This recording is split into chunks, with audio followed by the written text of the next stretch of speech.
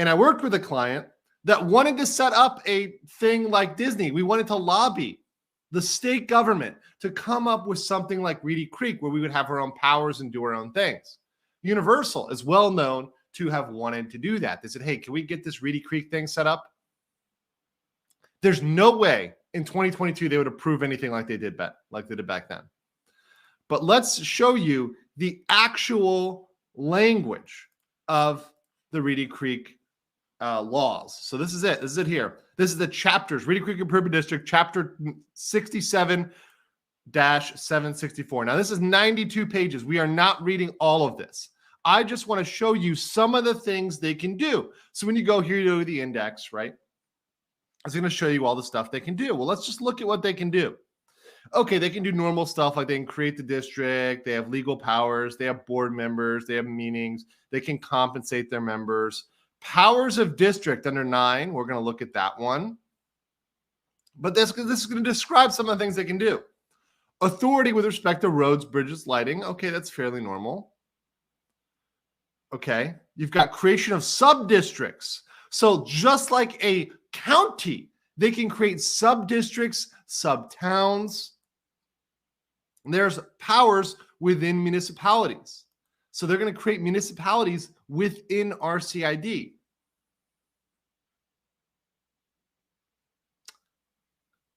Let's see, they can tax multiple types of taxes, like a city or town. Now, all these special districts, they can only do one thing. Celebration, for example, can only do one type of tax. They can only tax on the property roll based on your property value. They can't issue any of these other taxes. These taxes are not okay. And on the tax roll, it's ad valorem. So they can do an ad valorem tax, but they can't do any of these other taxes. These are city type taxes. They can also issue bonds. And guys, listen, I did bond work. This is how the real scam goes down. Through general obligation and revenue bonds, utility bonds, all these types of bonds, they are all tax-free bonds. What does that mean? That means they borrow money at zero and repay it, and they pay no tax on those bonds.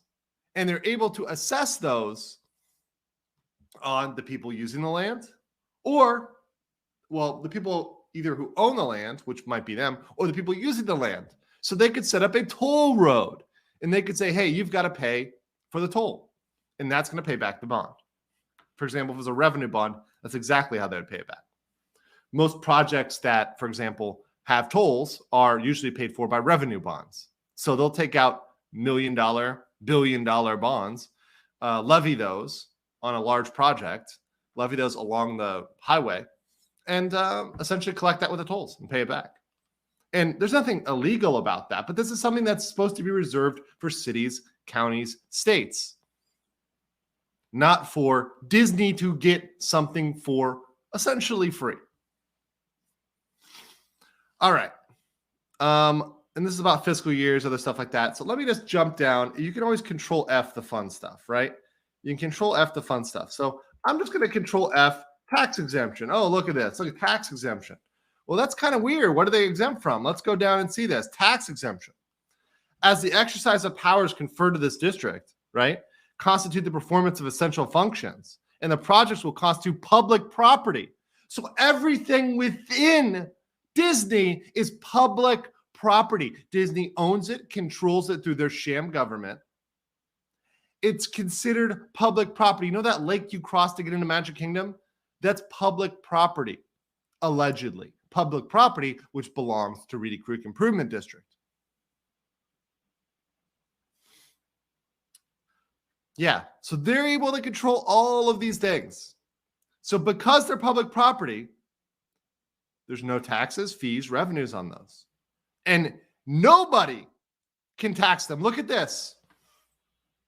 Exempt from all taxes by the state or any political subdivision. So the state of Florida cannot tax Disney. That is not even true of some cities. This is a power that goes beyond certain cities. Now, of course, most government property is tax exempt, but there's certain types of things that could be put in that might fall outside of that. But this is giving them even more latitude than a city might have to give them tax exemption. But let's go on to something else, which I always bring up, and people think I'm crazy. People think I'm absolutely nuts. Look at this. Oh, wait, hold on. Well, there's multiple. There's two references here, but I want to bring this up. Fishing. What is going on? Public utilities. They can own, acquire, construct, reconstruct, equip, operate, maintain, extend, and improve electric power plants, transmission lines, related facilities, gas mines, facilities of any nature for the production and distribution of natural gas, telephone lines, plants, systems, and other communication systems. Transmission lines, related facilities, and plants and facilities for the generation and transmission of power through nuclear fission. Let me say that one more time. Nuclear fission and other new and experimental sources of power and energy. So they've even got a catch-all clause in here. Shit, if they invent fusion, they can drop that in there. They can do anything they want as it relates to power it. They can power it with, tiers of liberals, or I guess conservatives at this point, based on their policies, but they can do whatever they want. And they back that up in a new one saying they can build these facilities. This is in another section. They double down on the fission. They say they can build a nuclear reactor.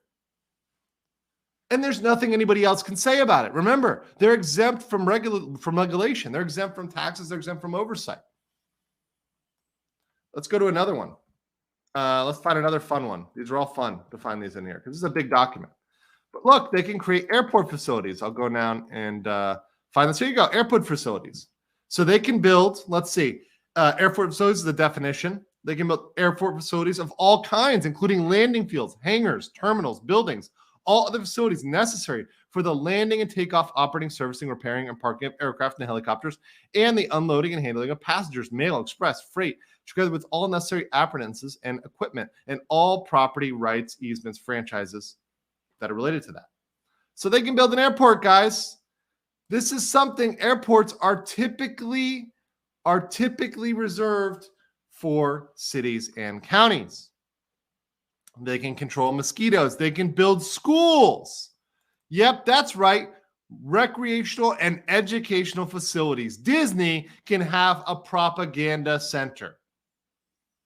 They can have a propaganda center. And you can't stop it. Guess what else they have? Eminent domain. Eminent domain. You know what eminent domain is, guys? Let me stop this here for a second. Eminent domain is probably one of the most problematic powers of government. Eminent domain is where they can say, hey, I know this is private property, but we've got something we need to build. We're going to take it. And under current U.S. case law, they've expanded eminent domain so you can take a whole hell of a lot of stuff that you weren't able to take before. You could say, oh, we're curing blight in eminent domain something. We're fixing this neighborhood up in eminent domain. It's insane. And Disney, a private company, through this entity, is allowed to eminent domain property. Can you understand what this means?